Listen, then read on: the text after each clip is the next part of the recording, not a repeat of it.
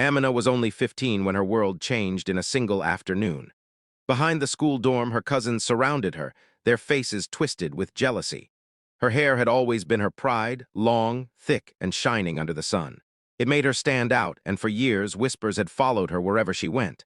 But that day, the whispers turned into cruel laughter. One cousin pulled out a pair of scissors, the silver blades catching the light. Before Amina could move, they grabbed her braids and began cutting. Snip after snip, the sound echoed in her ears like a nightmare. Her tears mixed with the dust as pieces of her hair, pieces of her confidence, fell to the ground. They called her names, laughing louder with each cut, proud of what they had done. When they finally walked away, Amina stayed there, her hands trembling, her heart broken. That night, she found a cracked mirror in the dorm bathroom. She stared at her reflection, barely recognizing the girl who looked back. The mirror showed someone smaller, sadder, a girl stripped of her pride. She touched her uneven hair and felt the sting of what they had taken from her. In that moment, she wished she could disappear. For days, she avoided everyone, hiding under scarves and silence. The laughter still rang in her head, and though she didn't know it yet, this pain, this cruel moment, would one day become the beginning of her strength. For months, Amina couldn't bring herself to look in a mirror. Every time she caught a glimpse of her reflection, her stomach twisted. The girl staring back wasn't her anymore. Her hair was gone, her eyes looked tired, and her smile had vanished. When she walked through the school halls, whispers followed her like shadows. Some students laughed openly, pointing at her shaved head. Others turned away, pretending not to see her at all, which somehow hurt even more. The teachers weren't much better. One of them sighed and said, "She brought it on herself," as if Amina had asked for her own humiliation. At home, things weren't easier. Her mother came home late from work every night, too exhausted to notice her daughter's pain. When Amina finally gathered the courage to tell her what had happened, her mother just sighed. No hug, no comfort, just silence and a tired shake of the head. That silence felt louder than any laughter at school. So Amina stopped talking about it. She stopped talking, period. She began hiding in plain sight, oversized hoodies, caps pulled low, eyes fixed on the ground. The world around her became a blur of voices and footsteps she didn't want to hear. Inside, she felt small, almost invisible. Sometimes, in bed at night, she touched her short hair and felt the rough stubble under her fingers. It reminded her of everything she'd lost, not just her hair, but her confidence, her place, her sense of being enough.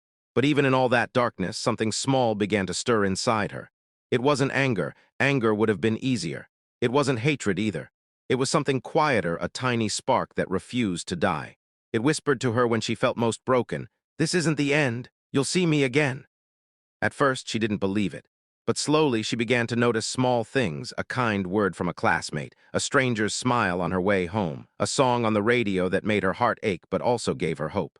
She started writing in a notebook she kept hidden under her bed. She didn't write about her pain, not directly, but about what she wished for. She wrote about walking with her head high again, about laughing without feeling watched, about being proud of herself, not for what she looked like, but for surviving what she had. Days turned into weeks, weeks into months. Her hair started to grow again, soft and uneven at first, but real. Each new strand felt like a small victory, proof that she was still here, still growing. Sometimes she still caught people staring, but she no longer felt the same sting. The spark inside her was growing stronger, quietly, patiently. One morning, Amina stood in front of the mirror again, the same cracked one that had once made her cry. She looked at her reflection, her short curls, her tired eyes, and for the first time in months, she didn't look away. She didn't smile either, but she didn't flinch. She just whispered to herself, "One day you'll see." And deep down, she knew it was true. 3 years had passed since that awful day behind the school dorm, but Amina still carried the weight of it. She was 18 now, working in a small beauty salon in town. Every morning she swept the floor, gathering fallen strands of hair, long, short, curly, straight. And each time it felt like a quiet reminder of what she had lost. The scent of shampoo and hair oil filled the air, and the hum of dryers and chatter surrounded her. Yet Amina stayed silent, watching other girls walk in smiling and leave feeling beautiful. Sometimes, when no one was watching, she'd touch her own short hair and wonder if she'd ever feel beautiful again. One afternoon, the door opened, and a woman stepped in. She was tall and graceful, dressed in a simple cream dress that made her look like she carried light with her. Her hair was styled perfectly, a crown of soft curls that framed her face. Everyone turned to look at her. Even Amina froze for a moment. The woman walked straight to the counter, then looked over at Amina, who was quietly sweeping near the mirrors. "Do you want to learn how to style hair, not just sweep it?" she asked with a warm smile. Amina blinked, not sure she'd heard right. "Me," she stammered. The woman nodded. "Yes, you." Her voice was kind but firm. "You already have what it takes, you just forgot." She reached out and gently tied Amina's hair back like a mother might. That simple touch sent something trembling through Amina, a warmth she hadn't felt in years. From that day, everything changed. The woman's name was Madame Imani, the salon's owner, and she became the teacher Amina never knew she needed. Amina started staying late after closing, watching how Madame Imani braided, curled, and styled each client with patience and care. Her hands were quick but soft, her voice calm as she said, "Hair is more than beauty, my dear, it's memory, it's strength." The first time Amina braided someone's hair, her hands shook. The lines weren't straight and she almost gave up. But Madame Imani smiled. "Perfection will come," she said. "For now, just love what you're creating." And so she tried again. Every braid she wove, every curl she restored felt like she was stitching back a piece of herself. The broken girl who once hid behind hoodies began to stand a little taller. She started talking to clients, laughing softly when they shared stories. The sound of scissors no longer frightened her. It felt like music now, a rhythm of renewal. Weeks turned into months and Amina's skill grew. One day, as she styled a woman's wig, she caught her reflection in the mirror. Her hands were steady, her eyes bright. For the first time, she saw herself not as the girl who'd lost her hair, but as a woman creating beauty from pain. A smile spread across her face, quiet, proud, and real. Something inside her whispered again, only this time louder, "You're coming back." By the time Amina turned 21, everything about her felt new, her spirit, her smile, even her walk. Her hair had grown back, long and full again, richer than before, each strand a symbol of how far she had come. But her beauty wasn't just in her hair anymore. It was in the calm confidence in her voice, in the way she carried herself, and in the quiet strength that filled every space she walked into. The shy girl who once hid behind oversized hoodies had bloomed into a woman who knew her worth. She didn't need to prove anything to anyone. She had survived, and that was enough. Working in the salon had become her passion. Every day she helped women feel beautiful, not just on the outside, but inside too. When she brushed through tangled hair, she remembered her own pain, and she treated each client with patience and care. "Your hair tells your story," she often said with a gentle smile. Some days, when the light hit her hair just right, she'd catch her reflection in the mirror and smile at the woman staring back. The same mirror that once reflected her tears now showed her strength.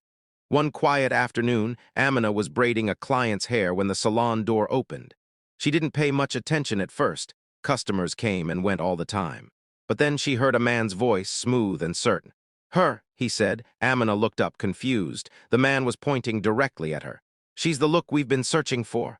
Amina froze, her hands stilling in midair. "Me," she whispered, her voice barely audible. The man nodded, smiling. "Yes, you, natural, confident, real, exactly what we need." He introduced himself as a modeling scout from a major agency. The room went silent. The other stylists stopped what they were doing, their eyes wide. Amina felt her heart pounding so loudly it drowned out every other sound. She almost laughed, almost cried, almost screamed. Her, the girl who once hid her face behind scarves. The girl who cried in front of a cracked mirror, ashamed of her reflection. It felt unreal. She didn't know what to say. The scout handed her his card and said, "Think about it. You have something special, something people will want to see." Then he left, leaving Amina standing there, her mind spinning. When she finally looked back at the mirror, she saw herself differently. Not just a hairstylist, not just a survivor, but a woman who had turned her pain into power without even realizing it. Tears filled her eyes, but this time they were tears of pride.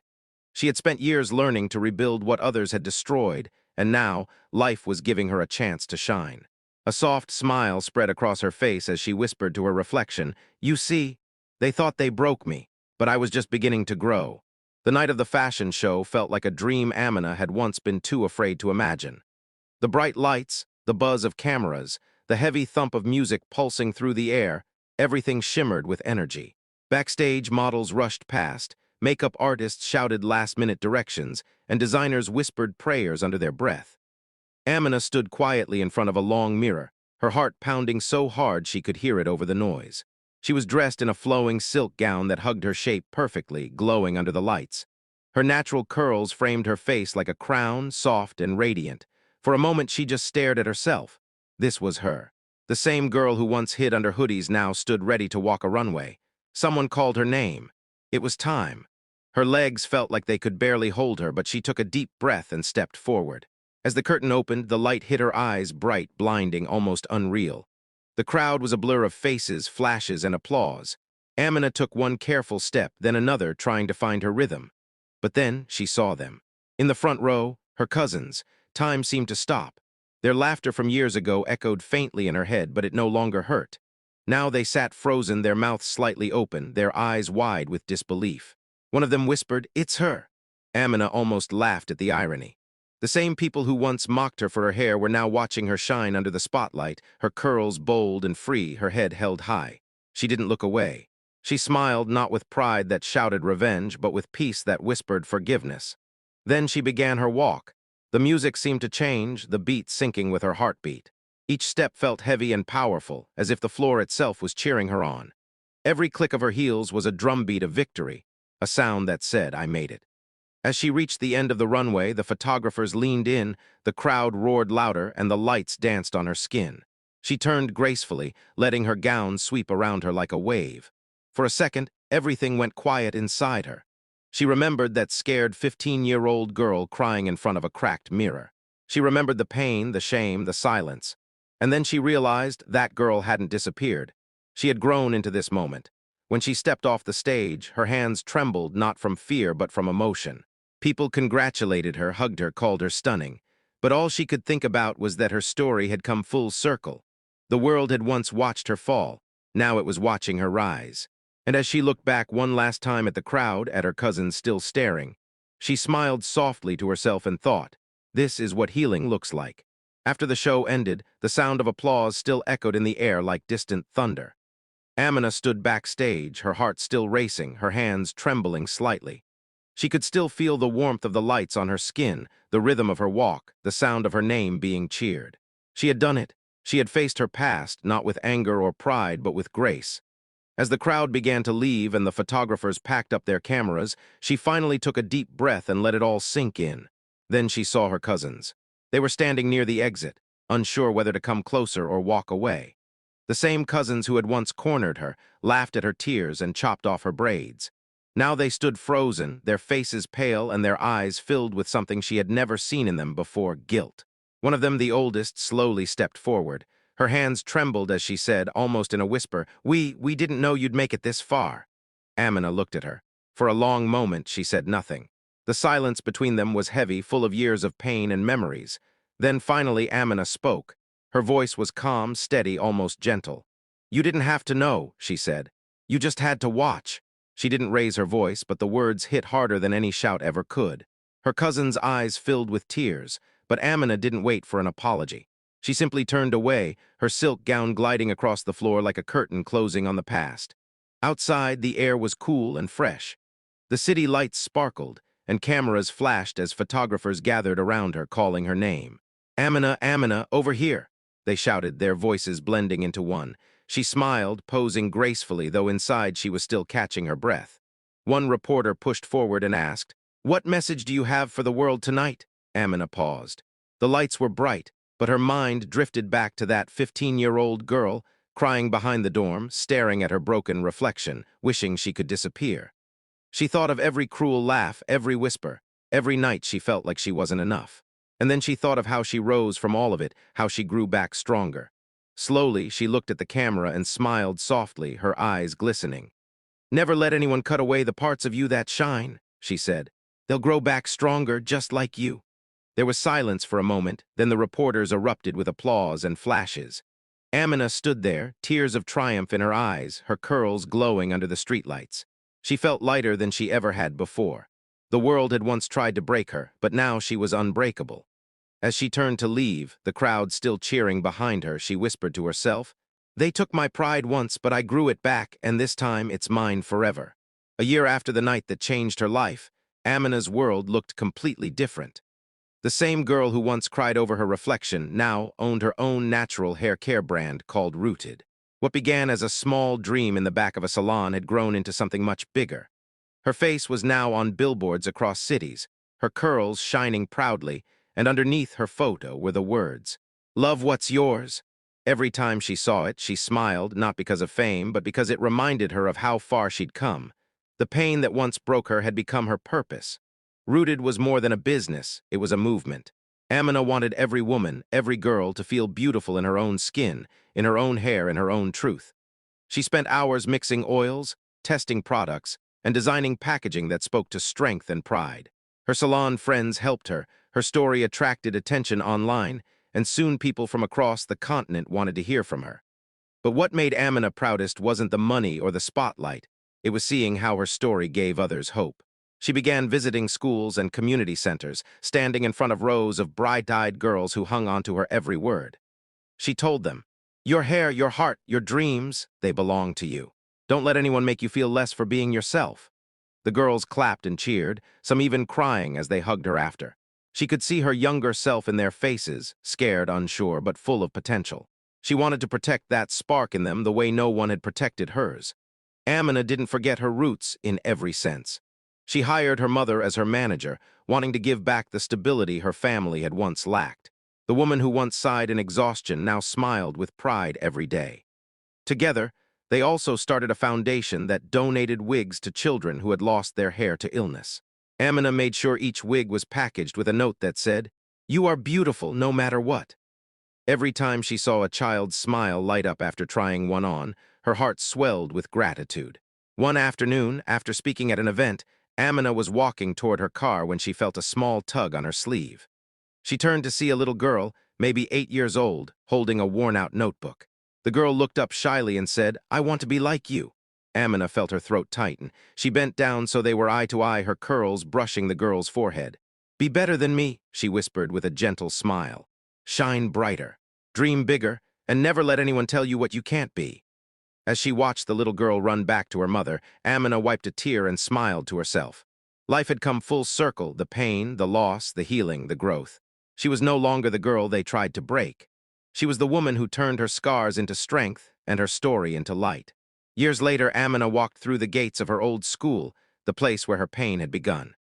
The walls looked smaller now, the trees older, but the memories still lingered. It was here that she had once cried behind the dorms, her braids scattered on the ground.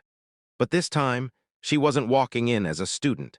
She was a guest speaker, invited to inspire the same students who now filled the hall that had once echoed with laughter at her expense.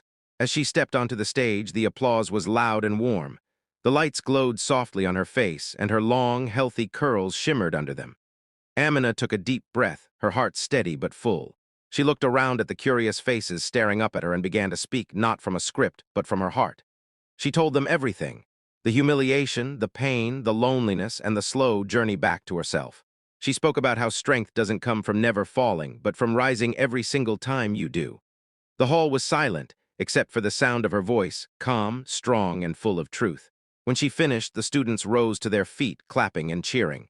Some had tears in their eyes. The principal walked up to her and handed her a golden plaque that read, "For turning pain into power." Amina's eyes filled with tears as she held it. She stood there smiling, her hair flowing under the lights, her heart light and proud. In that moment, she understood something deeply. The girl they once tried to destroy hadn't disappeared. She had simply evolved into the woman standing there now, unshaken, unbroken, and finally, the queen of her own story.